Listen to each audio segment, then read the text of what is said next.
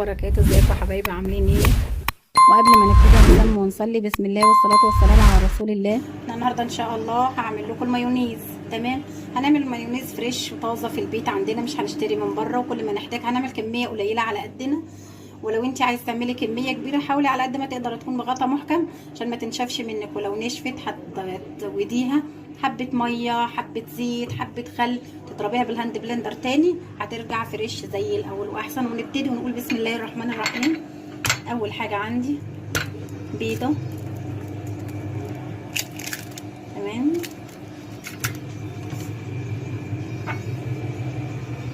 ربع معلقه ملح، عصره ليمون،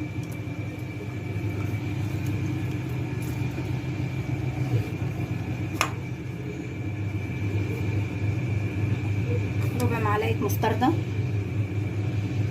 تمام،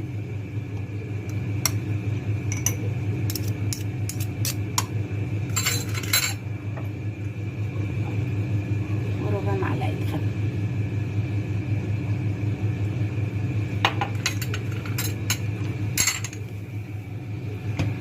هنزل بالزيت اخر حاجه. كل المكونات بتاعتي على بعض، ما بخليش حاجه، ما باخرش حاجه. هنحط الهاند بلندر على البيضه، تمام، عايزه البيضه تبقى تحت الهاند بلندر بالظبط. بسم الله، وهنبتدي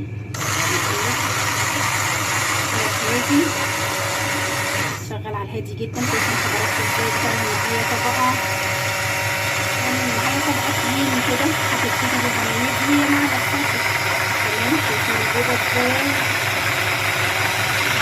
عندي بتشكل لوحده، تمام. بعدين برفع ايدي، شايفين حضراتكم المايونيز عامل ازاي، ببتدي اقلب.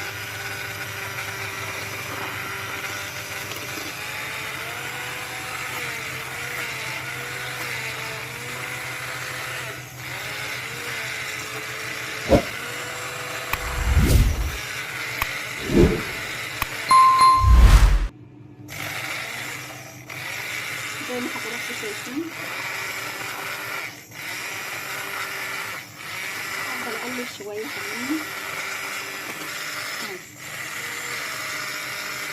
كل صفار الزيت، المستردة، خل، الليمون، الملح، كل المكونات بتاعتي تختلط كلها مره واحده، تختلط ببعضها.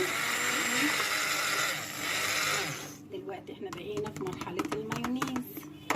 شايفين حضراتكم قد ايه جميل، خفيف جدا.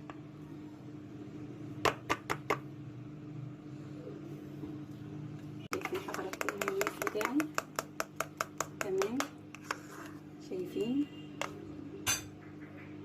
هو دلوقتي خفيف طبعا لانه لسه معمول طازه وفريش. هيدخل التلاجة ربع ساعه، ربع ساعه. لو انا بقى عامله مشويات، عامله بانيه، عامله اي حاجه، اي حاجه، همبرجر، عامله كل الحاجات اللي بيحبوها الولاد، الحاجات الخفيفه دي، المايونيز بتاعي يكون طازه وفريش، وبعمله اول باول، وما اشتريش من بره البرطمان ب20 وب30 والكلام ده. وما تنسونيش لايك وشير وسبسكرايب يوصلكم كل جديد.